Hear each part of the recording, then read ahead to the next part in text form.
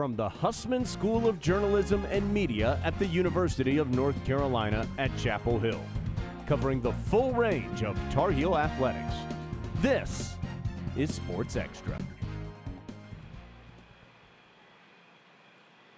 Emma, nothing gets me more excited for a weekend of sports than rivalry weekend on home turf.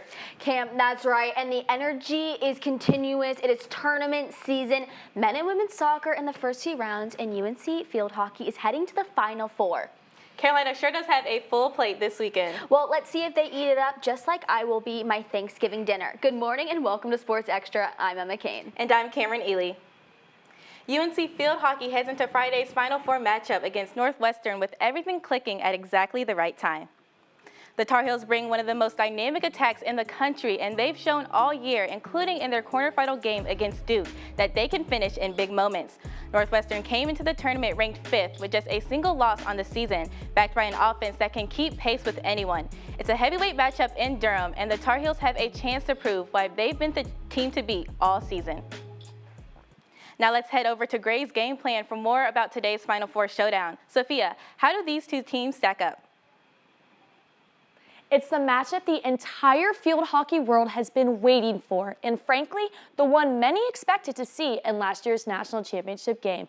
Today, two programs that have shared the #1 spot all season long meet in the Final Four. Now let's start with the stars. For Northwestern, it's Ashley Sessa. She has been electric. The UNC transfer leads the Wildcats with 22 goals, one of the most dangerous scorers in the country, and she has earned herself 63 points. Now on the other side, North Carolina brings a two-headed attack with senior Riley Heck and junior Charlie Bruder. They're each sitting at 18 goals apiece on the year. But when you break down the road each team has taken to get here, there's a real difference. Now Northwestern has faced 6 top 10 opponents with just 1 loss in those matchups.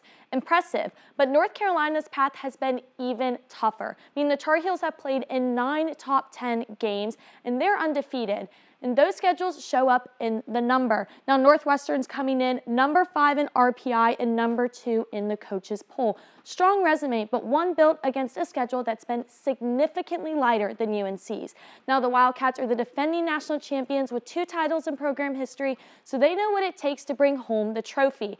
Now, North Carolina sits at #1 in both RPI and the coaches' poll, and they have been tested at a higher level week after week. Their 11 national championships reflect the standard they continue to uphold. They're hoping to make it 12 this weekend. 2 elite programs, 2 different journeys, and now 1 spot in the national championship on the line. Back to you guys at the desk. Thanks, Sophia. We'll see if the Tar Heels can keep the momentum going and take down the defending national champions. Women in Sports Elevate, or WISE, helps young women make connections in the world of athletics. Reporter Macy Green talked to WISE members about their breast cancer awareness initiative. Women in Sports Elevate is a club on UNC's campus to bring women together who want to pursue a career in sports. I love WISE because it's just given me a community of like-minded friends as well as mentors. WISE has many different industries that the members want to be part of, such as sports media and medicine. One of my favorite things about being in WISE is getting to learn so much about other branches of sports, getting to talk to people in admin, law, psych, and go to all their events. WISE hosts many events throughout the school year for students to come learn more about the world of women's sports. Last month, they hosted a special event. So this is our breast cancer awareness tabling event. As you know, it's October. It's Breast Cancer Awareness Month, and it's so important, especially as we get older as female college students, that we make sure that we know the symptoms of breast cancer. I'm here outside of the student union where the WISE Club held their event for breast cancer awareness. They set up a table and handed out treats to all the tours and students to come by and support their club. So this is our breast cancer awareness. WISE is an all-women's club that cares a lot about sports and strives to one day make a difference in the world of sports medicine and communication. I'm Macy Green reporting. Thanks, Macy. Jinx. Well, you got two women right here who love sports. I mean, we're sitting right here on a desk. So Cam, who's been your most influential woman in your life? You know, Emma, for me, I think I'm going to have to go with Andrea Carter. She's an ESPN sports commentator and reporter, and I actually met her my freshman year at College Game Day, which is pretty cool. What about you? That is so cool, Cam. I mean, I would gotta say Jackie Redmond. She works for NHL on TNT and was a sideline reporter for super long until she got her own show with a hockey program, which was just unheard of for women. So that was super cool and such a great role model to look up growing up. But for more coverage, tomorrow the football team will go head-to-head with their Tobacco Road rivals here at Kenan Stadium. Duke fell short to the Cavaliers last weekend on their home turf. Even the wide receiver Cooper Barkate scored his 6th touchdown of the season against Virginia. UNC also struggled last weekend, losing 28-12 against Wake Forest. The highlight was kicker Reese Viernoff setting the program record with a 57-yard field goal. He scored all 12 points for the Heels. Kickoff against Duke is at 3:30. Now, to hear more about the upcoming matchup against Duke, let's toss it over to our football analyst, Alden Archdeacon, who's alongside Nicholas Steed, who are both live at the indoor practice facility. Gentlemen, what do you have for us? Thanks, guys. Look, we're live here at the indoor practice facility. We're kind of switching it up ahead of this rivalry game. I'm joined here with Nick Steed. Nick, what are going to be the keys to this game tomorrow? Hey, tomorrow it's all about defense. You know what happened last year? The Hills blew a 17-point lead, ended up losing by 1. But tomorrow, if they slow down Duke's explosive plays, we'll be in for a fun one. Look, last week they took a step back, giving up over 400 offensive yards to Wake Forest. And Duke's offense has twice the amount of passing yards as UNC's offense. So, like I said, they slow down big plays, we'll be in for a fun one. Yeah, no doubt. It's going to be close. The past 3 times UNC has played Duke, it's come down to 3 points or less. You know what that means? Special teams, field goals, they're going to matter a lot in this game. And I kind of want to try it out. We're here. I want to kick a field goal. Can we do it? Hey, I say we test it out. Okay, I'll go first. I'm the least likely chance to make it here. Okay. Just a heads up, we're about to kick a field goal. Okay. Almost. What was that? I know, that's on me. That's on me. It wasn't Let great. me give a shot. You're the athlete. We'll see what I can do. Yeah. Game on the line, Hills for the win. You got this. No pressure.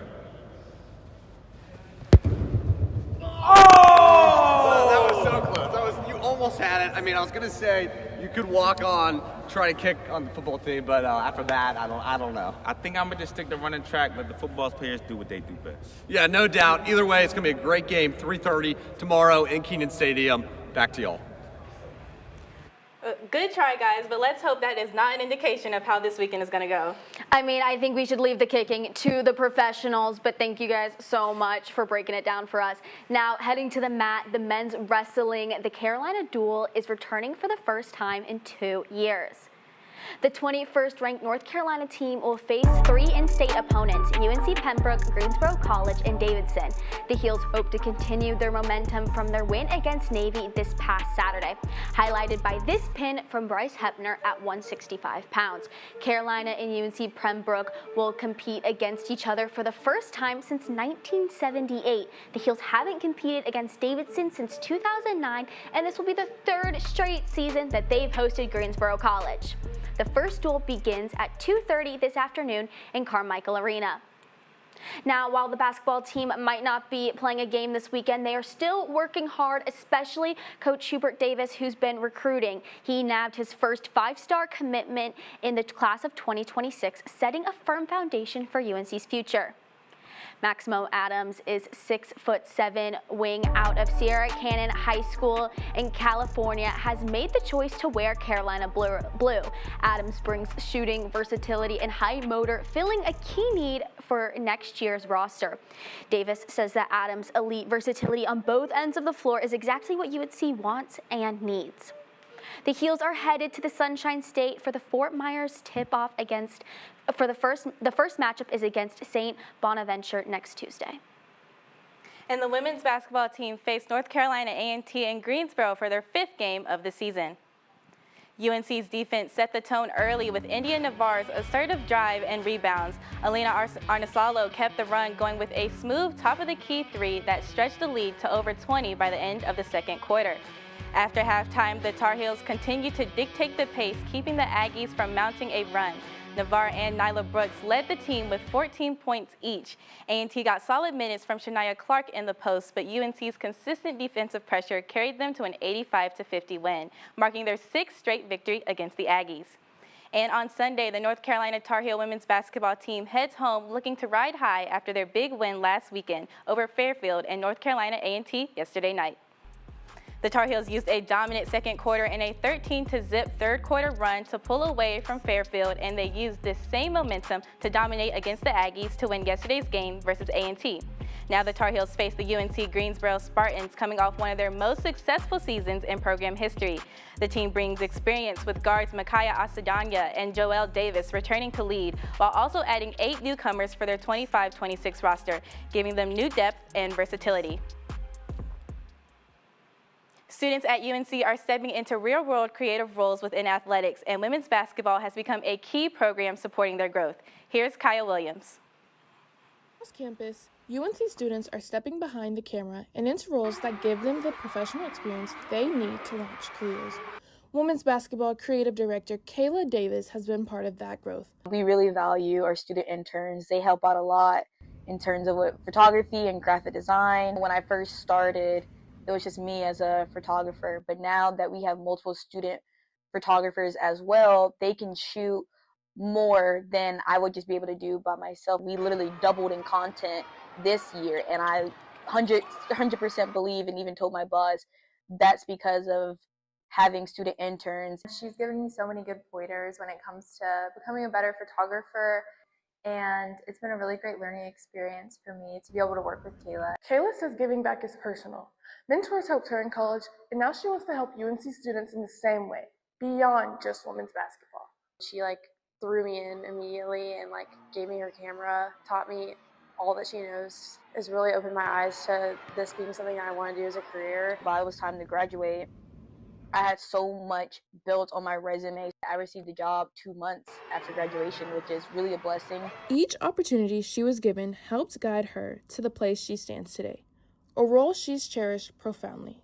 I'm just in my office by myself, but truly having the students come in every day, it brings me a lot of joy. My boss, and she was just like, "Hey, you really raised the standard here at UNC for the women's basketball creative department." Very blessed and grateful to have this opportunity. I'm Kaya Williams, reporting. It's so great that students are able to be so involved and so hands-on in the world of sports. And what better place than the University of National Champions? And speaking of national champions, UNC men's soccer is fighting to survive the NCAA, and last night they had a thriller against North Florida. The Tar Heels trailed 1-0 at the half, but Jack Sandmeyer leveled the match in the 70th minute, and Dan King's late header put Carolina in front 2-1. North Florida answered at the buzzer to force extra time with a long ball into a box that was buried top shelf with 1 second remaining. After a scoreless overtime, it all came down to penalties. Goalkeeper Andrew Cortez came up with a season-saving stop. Then Lucas Vera buried his kick and put the pressure on the Osprey. And a missile off the crossbar sealed a 6-5 shootout win, keeping UNC in the NCAA race. Let's check in with our very own men's soccer expert, Ellie Bowman, who is at Dorrance Field live right now.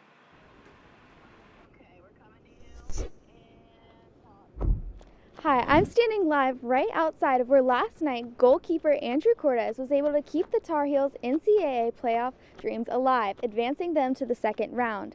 It was a gritty battle of defense on both ends, with North Florida making UNC earn every single minute of play. Ultimately, Cortez was able to stop the game-winning penalty kick. Now, the reward, a trip up north to take on the 4th seed Maryland. Maryland is coming in as a bye. They hadn't played in this tournament yet, getting the second round. The Terps are 12-1-3, unbeaten in Big Ten play, and they bring one of the top scoring offenses in the country at around 2.5 goals per game. UNC will need that same defensive discipline that they exemplified here last night in order to take down Maryland's attack, and if they can do so, they'll be sure to come out with success. Now, there's one player who's been on this team the whole time, transferring this year, and he's been a great move for the team. Let's go to Austin Alexander with the story. My full name is Ignacio Abeal Pou, but I go by Nacho. Everyone calls me Nacho. My parents call me Nacho. Everyone knows me as Nacho. Everyone calls him Nacho, but he's not your average soccer player. His story takes us deeper than what may look on the surface. Ross ahead. Abial strikes and it's in! Nacho didn't have your average path to D1 sports. His journey takes him from overseas to JUCO, to the state of Indiana, to the place he now calls home, Chapel Hill. I'm from La Coruña, Spain. So I came to the United States 5 years ago. I went to a junior college in St. Louis, Missouri, called Jefferson College, where I did 2 years. I knew I wanted to go D1, that's all I wanted. And that's exactly what Nacho did. First D1 offer that I got, I just signed, and then I was supposed to be done with soccer, with college soccer, and there was this new rule came out where I could do an extra year. I knew I wanted it was to test myself, so I entered the portal, and as soon as I heard back from UNC, I knew that was the right option. Being on the field has had an impact on Nacho, but even more so, the experiences off the field. The people that I met here is people that are gonna be with me for the rest of my life. This is a story more than just soccer, but about faith, family, and football. This is Austin Alexander reporting. Nacho is currently leading the team in both goals and assists. And on to the women's side, the reigning national champions are still kicking as the UNC women's soccer team heads into the second round of the NCAA tournament tonight. After upsetting number 3 seed Tennessee, the unseeded Tar Heels will face number 6 seed Texas Tech tonight. The Red Raiders boast a dominant offensive attack led by Taylor Sierdzewski with a team-high 16 goals on the season, plus the game-winning goal in the first round against UTSA.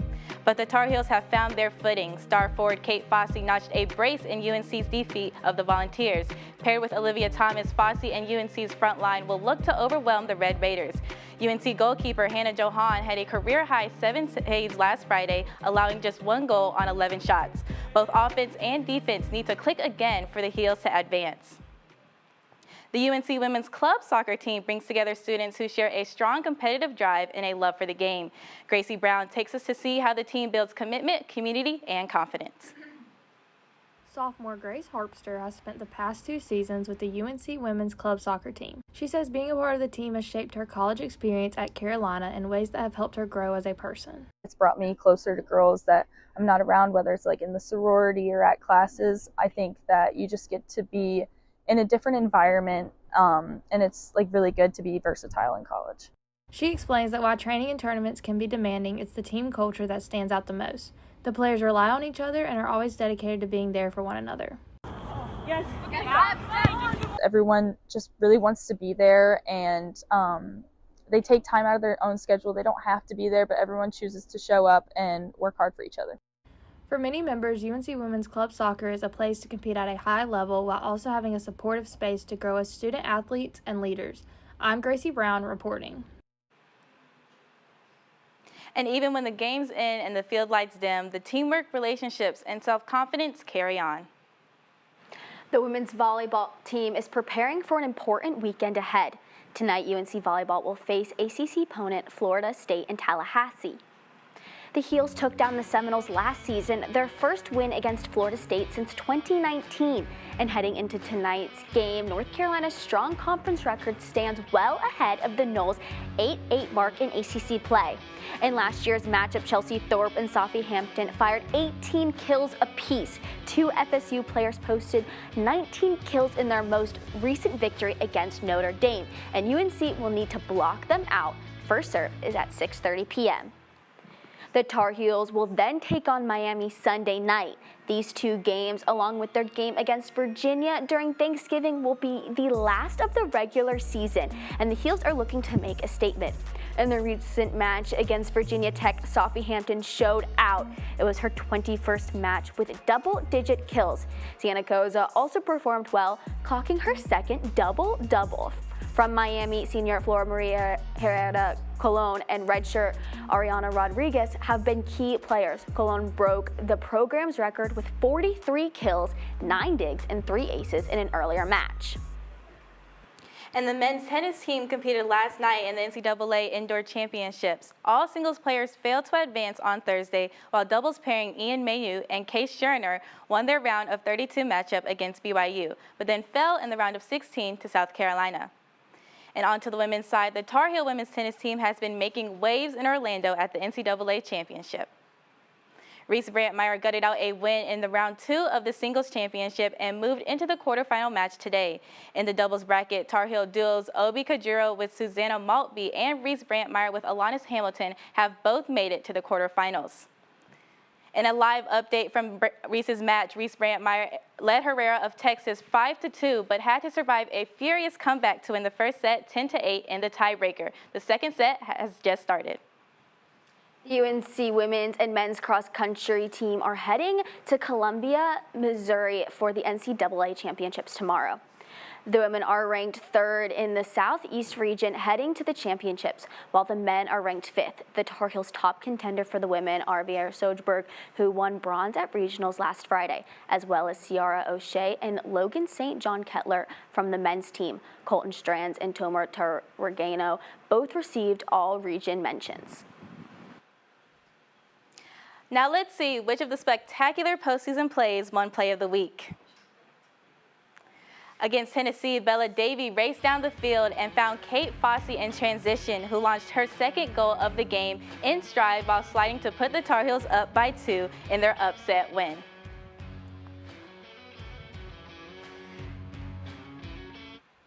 Since it's the last Friday show of the semester, we had to go out with a bang, and you all voted wisely.